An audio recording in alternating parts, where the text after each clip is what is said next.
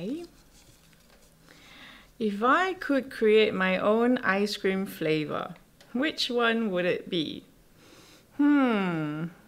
I think I would call my ice cream flavor unicorn because I would like the flavors to come in all sorts different of flavor every time I lick it. You know, if I lick it for the first time, it'll be chocolate, and then I try a second time, it'll be strawberries or something surprising. So that would be my creation of ice cream flavor called unicorn. My name is Elisabeth Tan, and I am the academic writing support here in this faculty.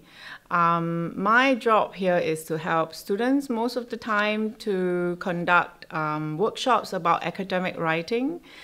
Sometimes I do have some academic writing classes, and I also help students one-on-one coaching via face-to-face or even via Skype. If you're interested, you can find more about my courses and my workshops in the Moodle. And the reason why I like working here is because the environment is really, really friendly. I like working with the professors here and as well all the WIMIs and the students as well.